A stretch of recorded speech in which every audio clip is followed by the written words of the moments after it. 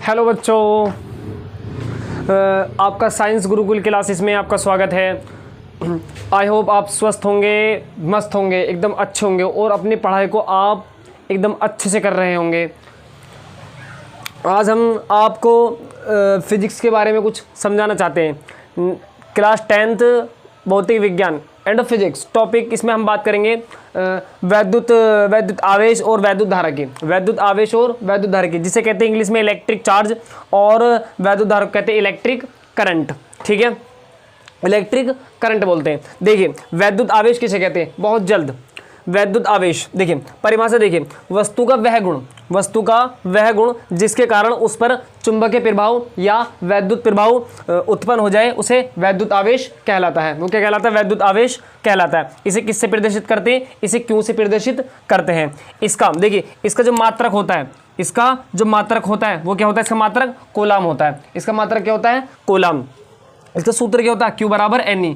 इसका सूत्र क्या होता है? Q बराबर NE, जिसे N कहेंगे इलेक्ट्रॉन की संख्या। N क्या होगा? इलेक्ट्रॉन की संख्या। और ये क्या होता है? इलेक्ट्रॉन पर आवेश। इलेक्ट्रॉन पर आवेश। आप इलेक्ट्रॉन और क्या आप इलेक्ट्रॉन को जानते हैं। इलेक्ट्रॉन के बारे में भी हम थोड़ा सा बताएंगे।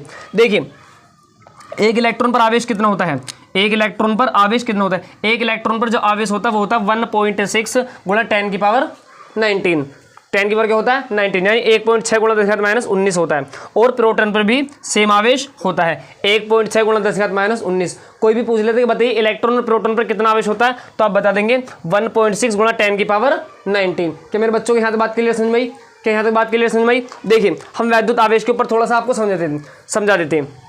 एक व्यक्ति हो गए थे, क्या मैं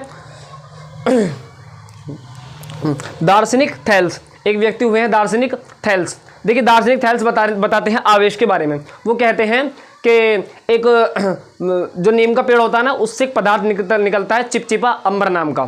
ठीक है, जब वो क्या कहते हैं उसे निकालते, पेड़ की खाल से निकाला जाता है उसे, तो निकालने के बाद वो थोड़ी देर बाद एक ठोस का रूप ले लेता है। जब वो ठोस का रूप ले लेता है मेरे बच्चों, तो क्या कहते हैं ठोस का रूप लेने के बाद जब उसे किसी जानवर की खाल से रगड़ा जाता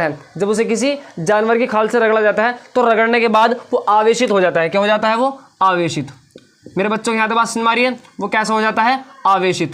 वो आवेशित हो जाता है, और आवेशित होने के बाद उस पर क्या आ जाता है? आवेश आ जाता है। और आवेश भी कैसा आ जाता है? धनावेश। कैसा आ जाता है? धनावेश। अभी बताएंगे हम धनावेश होता क्या है।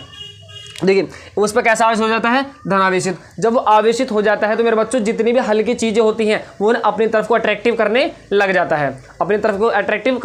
है, दूसरा एग्जाम्पल भी देखिए। एक व्यक्ति है रॉबर्ट इल्विट।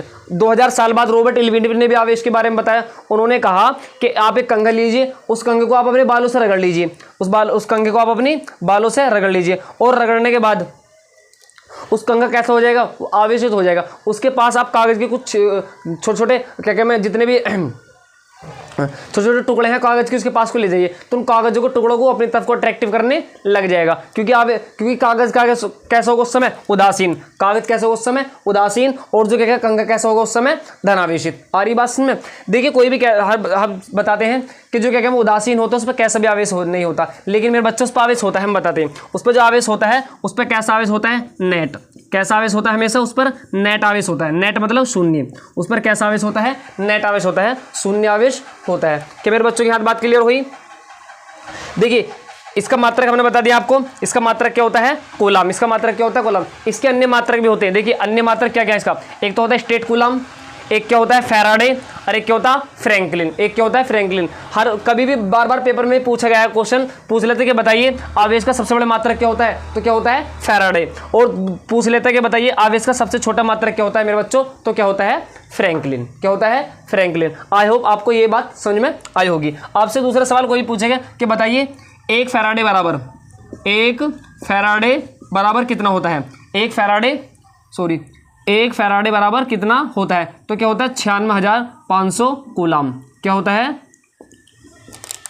96,500 कूलाम। 96,500 कूलाम। एक फैराडे बराबर कितना होता है? 96,500 कूलाम होता है।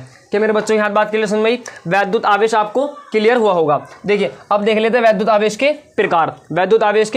इसे आप नोट कर लीजिए, वरना इसका आप स्क्रीनशॉट ले सकते हैं। बात क्लियर हुई? अब देखिए बात करते हैं वैद्युत आवेश की। वैद्युत आवेश कितने प्रकार के होते हैं? Electric charge, type of electric charge, heading डाल लीजिए टाइप ऑफ इलेक्ट्रिक चार्ज, यानी आवेश के प्रकार। देखिए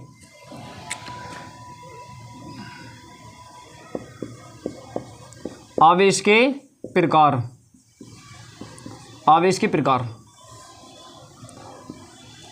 आवेश के प्रकार होते हैं। एक तो आवेश होता है धनावेश, एक क्या होता है? धनावेश। एक क्या होता है? ऋणावेश। एक क्या होता है? ऋणावेश। एक क्या होता है? ऋणावेश मेरे बच्चों। क्या होता है? एक ऋणावेश होता है।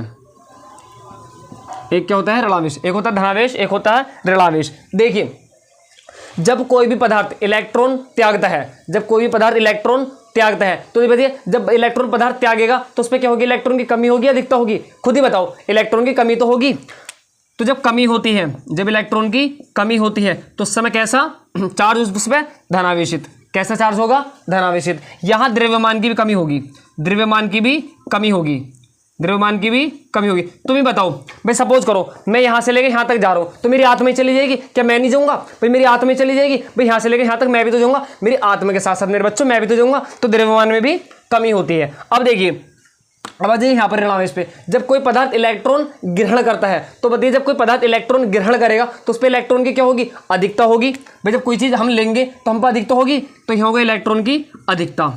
क्या होती है? इलेक्ट्रॉन की अधिकता। और यहाँ क्या होती है? द्रव्यमान की भी अधिकता होती है। द्रव्यमान, द्रव्यमान की भी अधिकता होती है। इलेक्ट्रॉन की कमी, द्रव्यमान में भी कमी, तो कैसा होगा वो? धनावेशित। और ऋणावेश में इलेक्ट्रॉन की अधिकता और द्रव्यमान की भी अधिकता, तो कैसा होगा वो? ऋणावेश। ऋणावेश मतलब